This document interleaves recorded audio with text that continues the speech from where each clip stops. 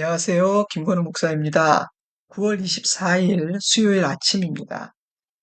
금주의 리딩 지저스 본문은 누가복음 1장에서 24장인데요. 오늘은 그중 누가복음 13장 22절부터 30절까지의 말씀을 함께 묵상하고자 합니다. 예수께서 예루살렘을 향해 가고 계시던 어느 날 한 사람이 예수님께 물었습니다. 주여, 구원을 받는 자가 적으니이까? 구원받을 자가 많은가 적은가? 이 질문은 랍비들의 논쟁과 사유에 있어서 중요한 주제 중 하나였습니다. 그러니 이 사람은 유대교에 심취한 사람이었을 가능성이 높습니다. 그런데 그런 그가 예수님의 가르침을 듣는 중에 이런 의문을 갖게 된 것 같습니다. 들어보니 복음은 참 좋은 것 같고 게다가 예수님께서는 귀신을 쫓고 병을 고치시는 기적까지 행하고 계시니 많은 이들이 믿을 것 같은데 과연 어느 정도 숫자의 사람이 구원을 받는 것인가? 랍비들의 가르침처럼 소수만이 구원받는 것인가? 책 잡기 위한 악한 의도를 가진 질문으로는 보이지 않습니다. 유대교의 배경에서 나온 질문이며 그가 늘 궁금해했던 주제 중 하나였던 것 같아요. 그런데 이 질문을 던지는 그에게는 한 가지 중요한 문제가 있었습니다. 이 사람은 자신의 구원은 확신하고 있는 것 같다는 사실입니다. 달리 말하면 선민인 유대인들은 반드시 구원받는다는 전제하에 남 걱정을 하고 있는 것입니다. 예수님은 이렇게 답하셨습니다. 24절. 좁은 문으로 들어가기를 힘쓰라. 내가 너희에게 이르노니 들어가기를 구하여도 못하는 자가 많으리라. 예수님은 이론적이고 현학적인 그의 질문을 실제적이고 실존적인 질문으로 바꾸어 되물으셨습니다. 너는 구원을 받았느냐? 너는 자신을 남의 구원을 궁금해하고 걱정할 만큼 한가하고 여유로운 처지에 있다고 생각하는 것이냐? 반문하신 것입니다. 예수님은 천국에 들어갈 사람의 수가 어느 정도인지를 밝히지 않으시는 대신 그런 문제로 인생을 허비하지 말고 구원을 받을 자가 되기 위해 힘쓰라고 도전하셨습니다. 바로 그것이 좁은 문으로 들어가기를 힘쓰라는 말씀의 의미입니다. 좁은 문이라는 표현은 구원에 이르는 일이 쉽지 않을 것임을 의미합니다. 누구나 쉽게 구원받지 못할 것입니다. 구원에 이르기는 어렵습니다. 또한 좁은 문은 하나님께서 허락하신 공인된 통로가 있음을 의미합니다. 주께서 인정하시는 그 문을 통해서만 하나님의 나라에 들어갈 수 있다는 뜻입니다. 스윈돌 목사님은 가족들과 또한 그 집에 초대된 손님들은 큰 문 안에 있는 작은 문을 통해 집 안으로 들어갈 수 있었는데 구원도 그와 같다고 설명합니다. 그러므로 좁다라는 의미도 있지만 집으로 들어갈 수 있는 공인된 문이라는 의미도 놓쳐서는 안 된다고 말합니다. 좁은 문과 상반되는 넓고 큰 문은 세상이 지향하는 삶의 방식이며 가치관입니다. 사람의 눈에 그 문은 쉽고 편하고 합리적으로 보입니다. 그래서 많은 사람들은 좁은 문이 아닌 넓고 큰 문을 택하는 것입니다.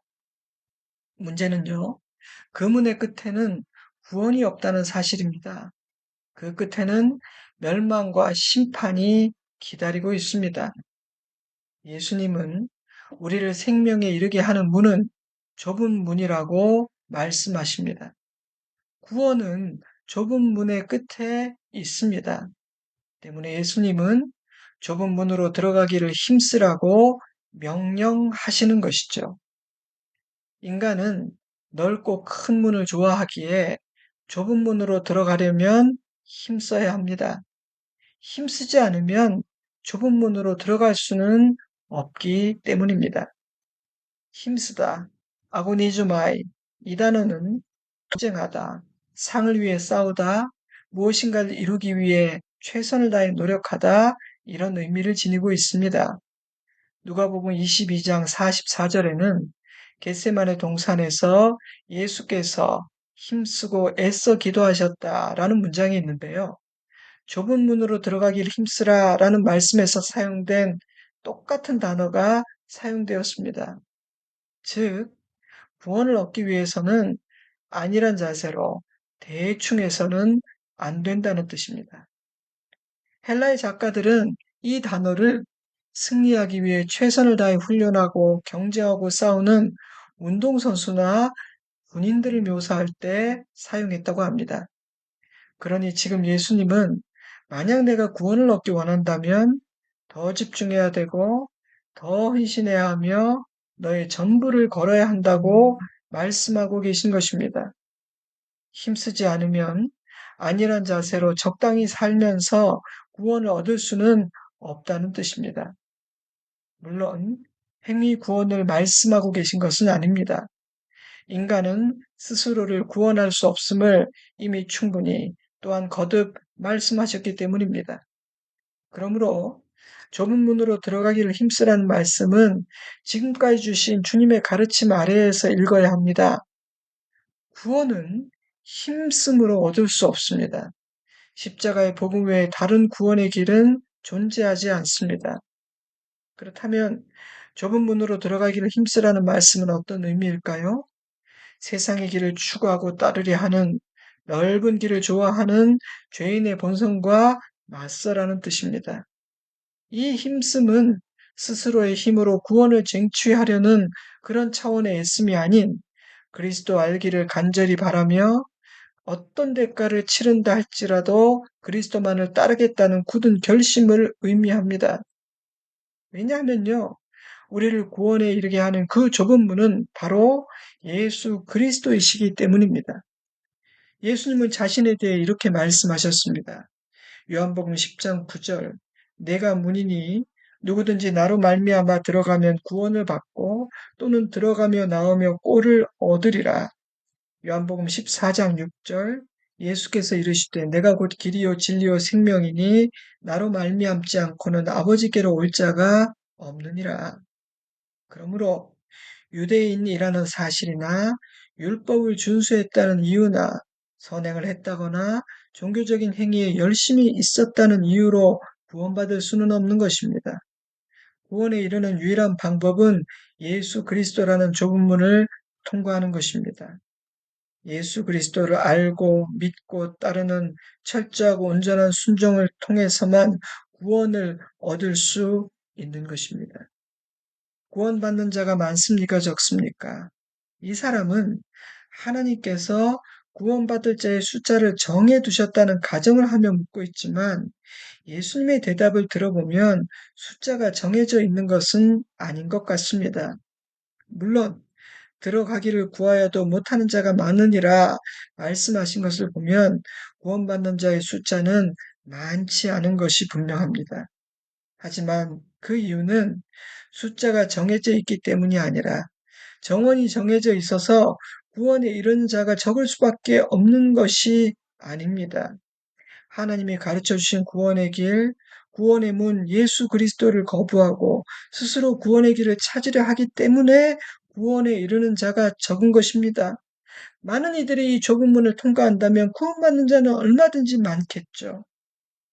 여러분, 세상에는요, 선행과 종교적인 열심으로 또한 자신의 의로움으로 구원받을 수 있다고 생각하는 자가 적지 않습니다. 그들은 구원받기를 간절히 원합니다.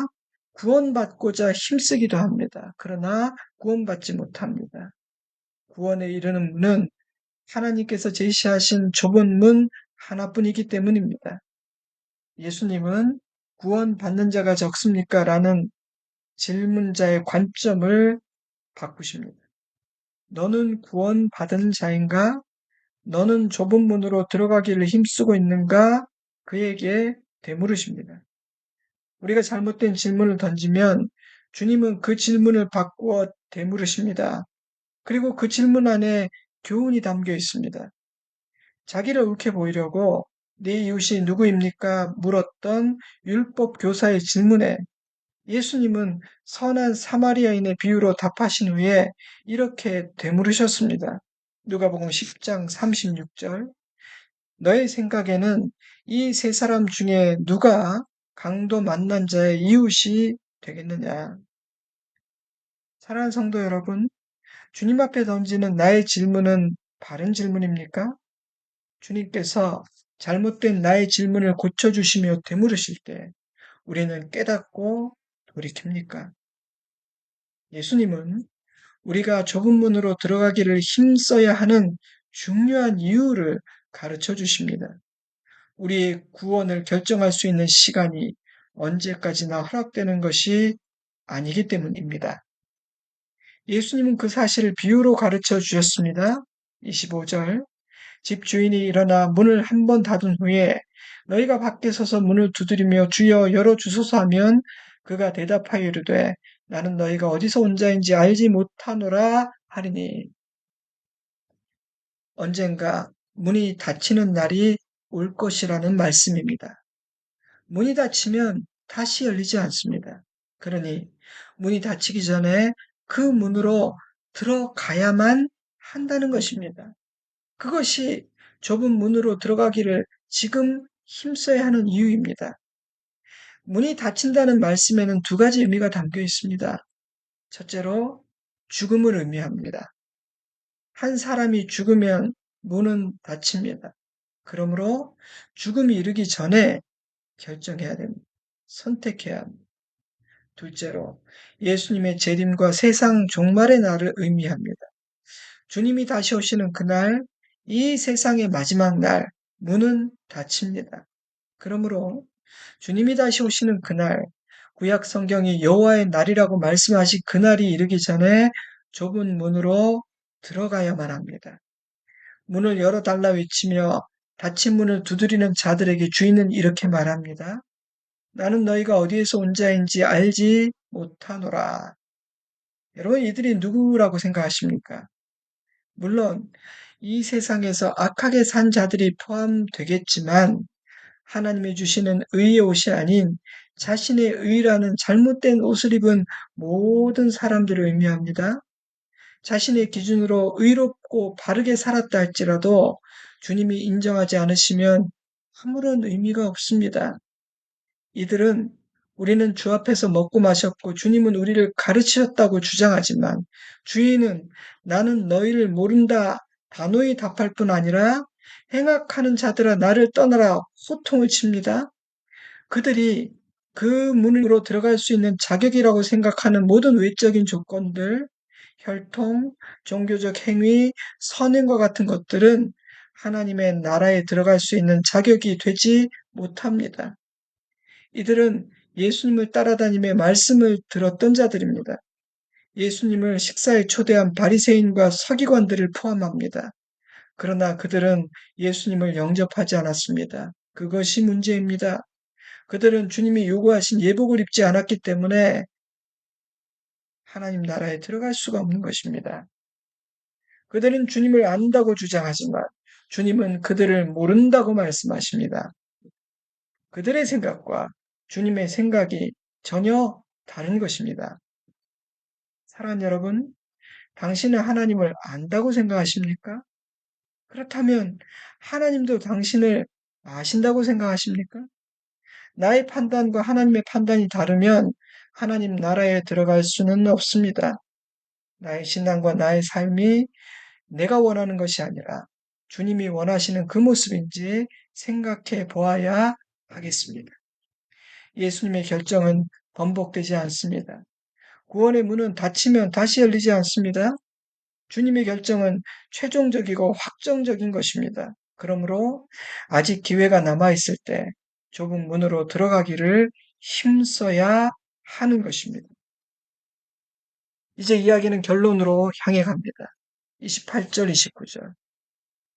너희가 아브라함과 이삭과 야곱과 모든 선지자는 하나님 나라에 있고 오직 너희는 밖에 쫓겨난 것을 볼 때에 거기서 슬피 울며 이를 갈리라.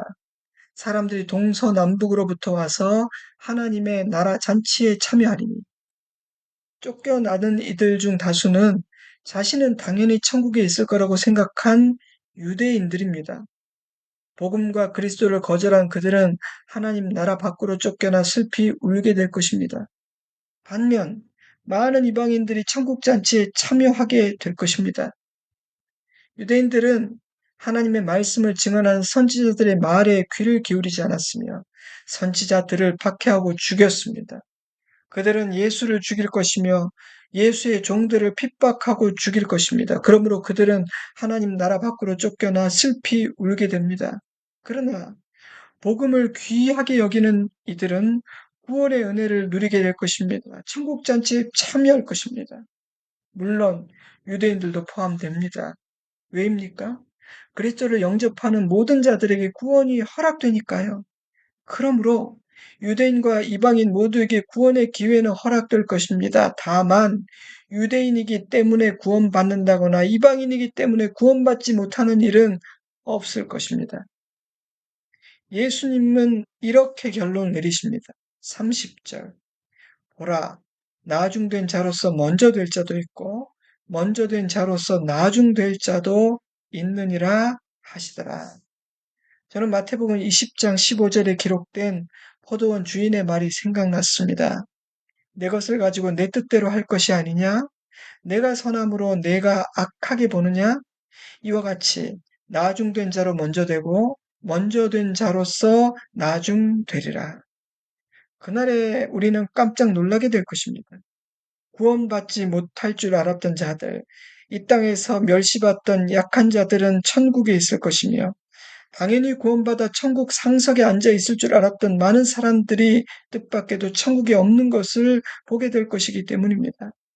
자신들은 당연히 천국에 간다는 선민 사상에 사로잡혀 있던 유대인들에게는 매우 충격적인 결론입니다. 자, 이제 묵상을 맺겠습니다. 한 사람이 물었습니다. 예수님, 구원받을 자가 적습니까? 예수님은 그에게 되물으셨습니다. 너는 구원받은 사람이냐? 너는 천국 자리에 있을 것 같으냐? 너는 천국 잔치에 참여할 것 같으냐? 너는 좁은 문으로 들어가기를 힘쓰고 있느냐? 다른 사람 걱정하지 마라. 몇 명이나 구원받을까와 같은 수사적인 질문을 던질 때가 아니다. 너 자신이 구원받는 자가 되어야 한다. 그러니 지금부터 좁은 문으로 들어가기를 힘쓰라. 예수님은 그렇게 도전하신 것입니다. 예수님은 우리에게 구원을 얻기 위해 할 수 있는 모든 노력을 다해야 한다고 도전하십니다. 물론 행위 구원을 의미하지는 않습니다. 하나님 나라 입장권은 우리의 행위가 아닌 주인이 그 사람을 알고 있는지 아닌지 여부에 달려있기 때문입니다. 예수님을 알고 믿으며 그의 말씀에 순종하는 자에게만 구원이 허락될 것입니다. 그러므로 누가 천국에 들어갈 것인지 그 숫자는 얼마나 되는지와 같은 문제로 초점을 흐려서는 안 됩니다. 그것은 하나님의 의로운 결정에 속한 것이므로 우리는 그저 주님께서 우리에게 보여주시는 그 좁은 문으로 들어가기를 힘써야 합니다. 하나님 나라에 들어가는 문은 좁습니다. 하지만 우리는 그 문을 택해야 합니다. 교회에 다닌다고 끝나는 것이 아닙니다. 예수님을 영접해야 합니다. 회개하고 돌이켜야 합니다. 예수를 따르는 제자로 살아야 합니다. 은혜의 문, 구원의 기회는 모두에게 열려 있습니다. 그러나 구원의 은혜는 좁은 문을 통과한 자에게만 허락됩니다. 저와 여러분, 우리 모두가 천국 잔치에 참여하는 복된 자이기를 좋으신 우리 주님의 이름으로 축복합니다. 아멘. 이제 잠시 기도하겠습니다.